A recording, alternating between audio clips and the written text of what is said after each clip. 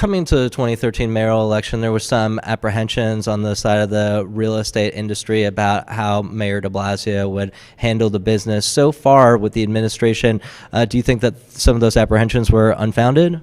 Yes, actually. Even before the election, I heard him say clearly, I want affordable housing and I'll give more density and more height to get it.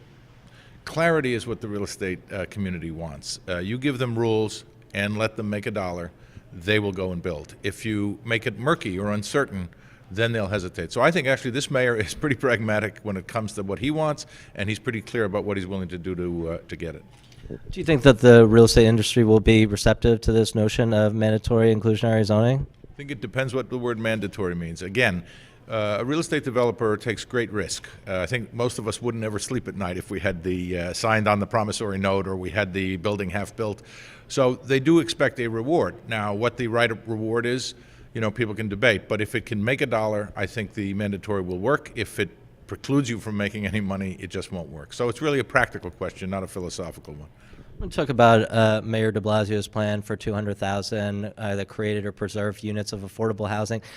Does affordable housing mean necessarily that it's going to be bad for real estate? I mean, can't that also be an area of profit for developers? Well, typically what's called affordable doesn't yield a great profit specifically to itself. But if it's part of an overall development in which the developer is including it in order to get a upzoning or a little extra square footage at market, it works beautifully. And many of the great developers have built lots of affordable housing as part of a larger development project.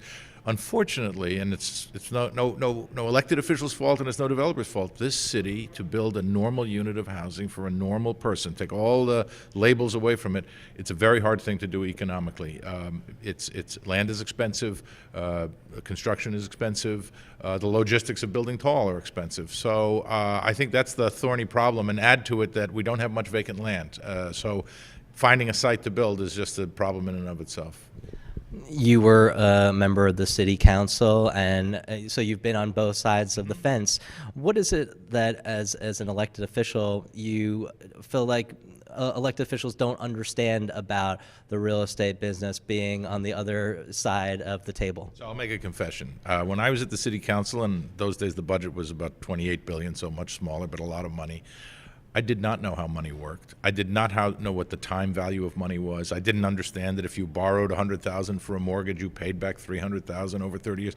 I didn't know, and I suspect there are an awful lot of members who would benefit just from understanding the ABCs of economics, okay? It's not about ideology. It's about baseline knowledge of how money works, and then you can make hard judgments about whether you want to tax somebody, whether you want to limit their profit in exchange for some government benefit. But I think it's a learning curve, and I don't think it's ideology for the most part. And I certainly confess to that. When I was there, I didn't know. Do you think that there's kind of an unhealthy antagonism sometimes between these different factions, whereas opposed to kind of looking toward the common good of the city? I think there's a lot of anxiety that converts itself into mistrust. Council members think that the developers may be trying to put one over on them, and I think developers fear that the council just doesn't understand what the costs and risks are.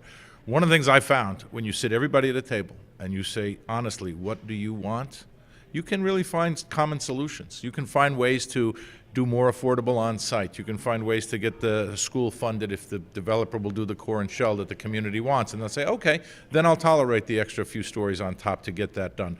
It takes a lot of explaining, but mostly it takes trust. And I think trust is where, agreeing on the facts, then we can debate the philosophy around those facts.